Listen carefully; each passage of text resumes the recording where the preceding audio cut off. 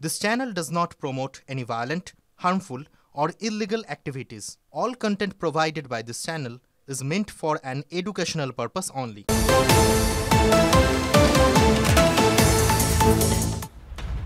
এসএসসির নতুন নিয়োগ বিজ্ঞপ্তি মামলায় আজ রায় দেবে হাইকোর্ট। স্কুল সার্ভিস পরীক্ষায় সেরা সাফল্য মানেই oxygen books SSC gateway series.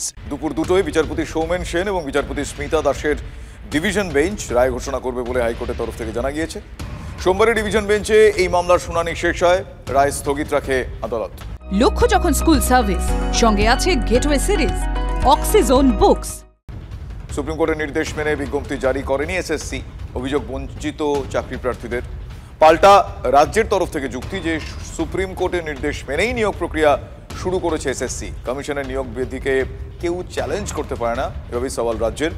এসএসসির আইনজীবী কল্যাণ বন্দ্যোপাধ্যায়ের যুক্তি, ডিভিশন বেঞ্চ নতুন নিয়োগ প্রক্রিয়া চালু করতে বলেছে, কিন্তু কোন বিধি মেনে হবে তা উল্লেখ করেনি। এসএসসির নতুন নিয়োগ বিজ্ঞপ্তি মামলায় আজ হাইকোর্ট রায় দেবে। এখনো পর্যন্ত এসএসসির কাছে মোট আবেদন 5 লক্ষ ছাড়িয়েছে। 21শে জুলাই আবেদনের শেষ দিন। সূত্রের খবর, 2016 সালের আবেদনকারীর সংখ্যা ক্ষেত্রে নগণ্য। আজ কলকাতা হাইকোর্টের রায়ের উপর নির্ভর করছে আবেদনের গতি প্রকৃতি। 10 নম্বর গ্রেস মার্কের জটিলতা কাটলে আবেদন বাড়তে পারে বলে আশাবাদী এসএসসি। এখনো পর্যন্ত কি প্রসিডিংস, আমার সহকর্মী সুমনের কাছ থেকে আমি একটু ডিটেল জানতে চাইব। সুমন, তবে 14 তারিখে আবেদন প্রক্রিয়া শেষ হয়ে যাওয়ার কথা ছিল, কিন্তু আবেদন খুবই কম সংখ্যক জমা পড়েছে এবং 2016 সালের যে চাকরিয়ারা যোগ্য, মানে চিহ্নিত অযোগ্য শিক্ষকরা, তারা প্রায় কেউই আবেদন করেনি এবং সেই জায়গায় দাঁড়িয়ে এসএসসি আরো 7 দিন আবেদনের সময়সীমা বাড়িয়েছে। 21 তারিখ পর্যন্ত আবেদন করা যাবে। তবে এখনো পর্যন্ত, আজকে সকাল পর্যন্ত যে আপডেট, মাত্র 5 লক্ষ আবেদন জমা পড়েছে, তার মধ্যে হাতে গোনা কয়েকজন যারা 2016 চাকরিহারারা। এবার যেহেতু কলকাতা হাইকোর্টে 2016 নিয়োগ বিজ্ঞপ্তি সংক্রান্ত জটিলতা মামলার রায়দান আছে, তাই সেই রায়দান হয়ে গেলে 10 নম্বর গ্রেস মার্ক পাওয়া যাবে কি যাবে না এটা জানা গেলে তারপর হয়তো 2016 চিহ্নিত অযোগ্যরা আবেদন করতে পারেন, এমনটা আমরা সূত্র মারফত জানতে পারছি। ধন্যবাদ সুমন।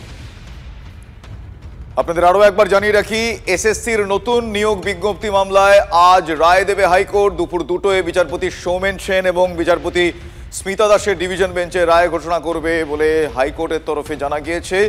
আমি এই বিষয়ে আরো একবার জানবো আমার সহকর্মী শ্রাবন্তীর কাছ থেকে। শ্রাবন্তী, আজ এই রায় ঘোষণা রয়েছে, বেশ কয়েকটা গুরুত্বপূর্ণ বিষয় ক্ষেত্রে সামনে আসছে। মূলত কোন কোন বিষয়গুলোর দিকে এখনো পর্যন্ত ইঙ্গিতের আলো?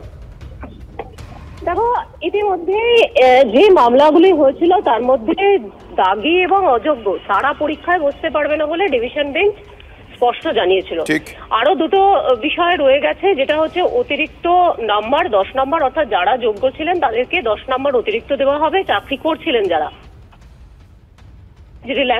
রিল্যাক্সেশন, এগুলো কি আদৌ দেওয়া হবে? নতুন বিজ্ঞপ্তি থেকে এই ছাড়গুলি দেওয়া হবে? যে সিদ্ধান্ত রাজ্য সরকার নিয়েছিল সেটা কি ঠিক? আজকের এর বিষয়ে রায় দেবে ডিভিশন বেঞ্চ। এখন খুব স্বাভাবিকভাবেই যে পক্ষই হারুক না কেন, শীর্ষ আদালতের দরজা খোলা আছে এবং আইনজীবী মহলের একাংশ মনে করেন যে আলটিমেটলি শীর্ষ আদালতে কোনো না কোনো পক্ষ যাবে, কারণ শীর্ষ আদালতের রায়ের উপরে ভিত্তি করেই যাবতীয় বিষয় নির্ধারিত হচ্ছে। অর্থাৎ বলা যেতে পারে আজকের রায়ের পরে ফের আরেকবার শুনানি হতে পারে শীর্ষ আদালতে এই গোটা বিষয়টার উপরে। ধন্যবাদ শ্রাবন্তী।